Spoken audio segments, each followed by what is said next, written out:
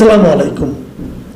প্রিয় দর্শক, গোপালগঞ্জে যে ঘটনা ঘটেছে এনসিপির সভাকে কেন্দ্র করে এবং গুলিতে 5 জন নিহত, প্রথমে 4 জন, পরের দিন 1 জন, 5 জনের নিহত হওয়ার ঘটনাকে কেন্দ্র করে সেটা নিয়ে আমরা প্রশ্ন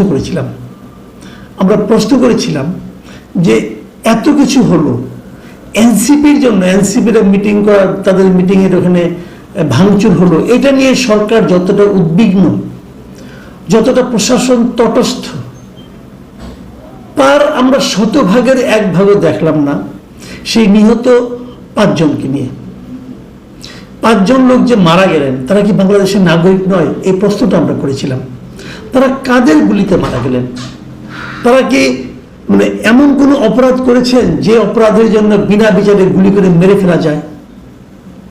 এই প্রশ্নগুলি করেছিলাম আমরা প্রশ্ন করেছিলাম যে তাদের লাশ, মরদেহ কেন ময়না তদন্ত করা হলো না, কেন সুরতহাল রিপোর্ট করা হলো না? এই সমস্ত প্রশ্নের জবাব আমরা তাৎক্ষণিকভাবে পাইনি। পরবর্তী সময়ে স্বরাষ্ট্র উপদেষ্টা অবশ্য বলেছেন যে প্রয়োজন হলে লাশ তোলা হবে ময়না তদন্ত করার জন্য। কিন্তু এই 4 জন যে যাদের লাশ আপনার শেষকৃত্য করা হয়েছে তাদের মধ্যে একজন ছিলেন হিন্দু। ওই হিন্দু ভদ্রলোকের লাশ তো দাহ হয়ে গেছে। এখন শ্মশান ঘাটে ওনার লাশ কি করবেন আপনি? ওই ছাই কি দিয়ে আবার নতুন করে ওনাকে বানানো যাবে, ময়নাতদন্ত করা যাবে? কাণ্ডজ্ঞানহীন লোকের হাতে যখন ক্ষমতা পড়ে যায় না, তখন এসব ঘটনা ঘটে।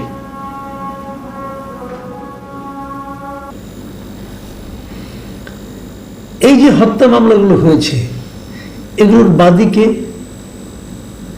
যারা মারা গেছেন তাদের আত্মীয় স্বজন, বাবা মা না, সবগুলির বাদী হলো গোপালগঞ্জ কোতোয়ালি থানার, সদর থানার 4 জন উপপরিদর্শক, এসআই, সাব ইন্সপেক্টর, 4 জন উপপরিদর্শক, ওনারা মামলা করেছেন।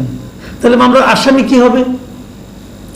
আসামি করা হয়েছে 4টা মামলায় মোট 5400 জনকে, এবং এই 5400 জনের কারোরই নাম নাই, সব অজ্ঞাতনামা। এরা মারা গেছেন কিসে? গুলিতে। কার গুলিতে? কার গুলিতে মারা গেছেন? পুলিশের গুলিতে, আর্মির গুলিতে, নাকি সাধারণ মানুষের গুলিতে, নাকি আওয়ামী সন্ত্রাসীদের গুলিতে? ময়না তদন্ত করলে কিন্তু গুলির ধরন দেখে একটা ধারণা পাওয়া যাবে। যারা মারা গেছেন তারা কি বলেন? এদের মধ্যে একজনকে কিন্তু ওনারা বলছেন যে তাদেরকে আইন শৃঙ্খলা বাহিনী ধরে নিয়ে গিয়েছিল, তারপর থেকে লাশ পাওয়া গেছে।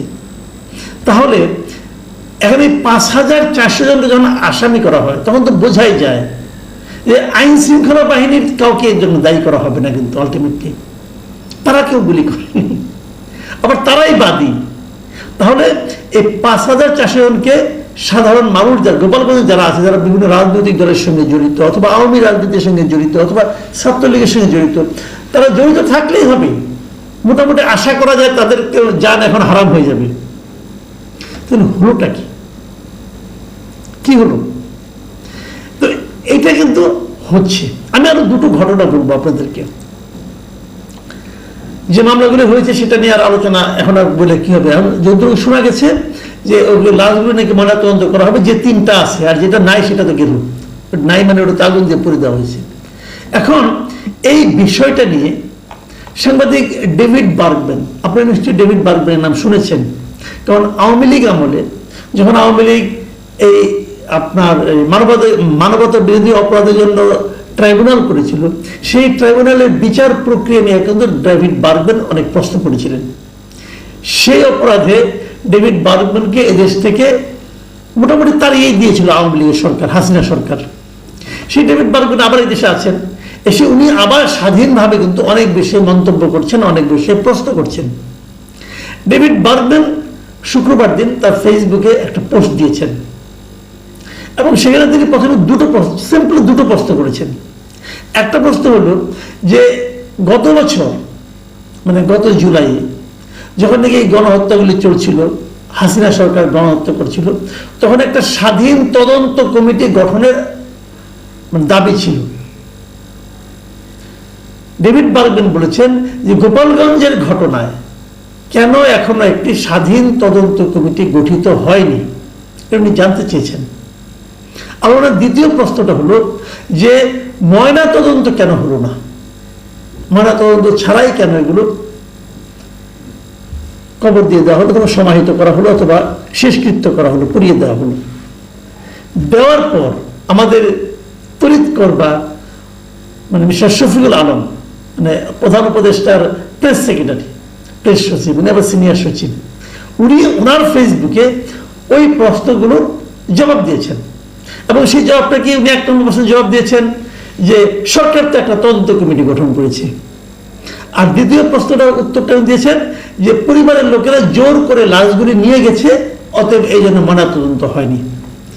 এরপর ডেভিড বার্গম্যান আবার মানে ওই শফিকুল আলমের প্রেক্ষিতে উনি প্রশ্ন করেছেন যে উনি ওনার জবাবটা পান নাই। উনি বলেছেন আমি তো তদন্ত কমিটি করি না, তদন্ত কমিশন তো ওরকম শেখ হাসিনা করছিল, ওই সমস্ত ঘটনার প্রেক্ষিতে শেখ হাসিনা তদন্ত কমিটি করছিল। উনি বলছেন স্বাধীন তদন্ত কমিটি, স্বাধীন তদন্ত কমিটি মানে সরকারের প্রভাব মুক্ত একটা তদন্ত কমিটি। বারবার আবার বলছেন আমি তো স্বাধীন তদন্ত কমিটির কথা বলেছিলাম। কাজেই মিস্টার শফিকুল আলম ওনার প্রশ্নের উত্তর দিতে পারেননি।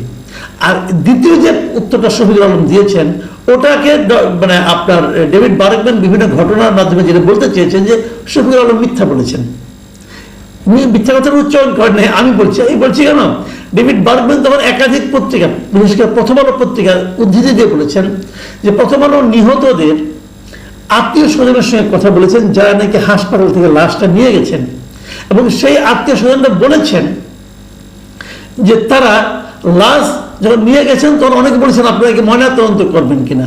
হাসপাতাল থেকে বলা হয়েছে ময়নাতদন্ত করা হবে না, এমনকি ডেথ সার্টিফিকেট পর্যন্ত হাসপাতাল থেকে দেওয়া হয়নি।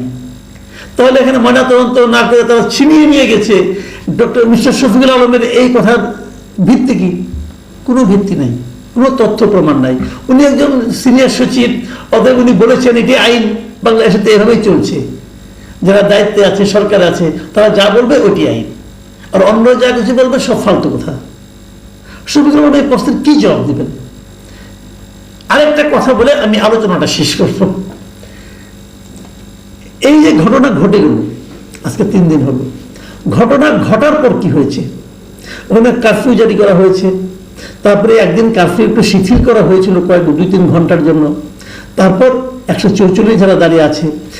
এই যে বাস্তবতা, অনেকেই বলছেন যে গোপালগঞ্জকে একটা বিচ্ছিন্ন জনপদ, এখানে জন্ম নেওয়া কি কোনো অপরাধ?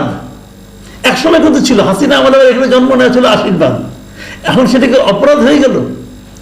এখানকার মানুষের দুর্ভোগের যে বর্ণনা আমরা বিভিন্নভাবে পাচ্ছি, খুব ইন্টারেস্টিংলি এই দুর্ভোগের কাহিনী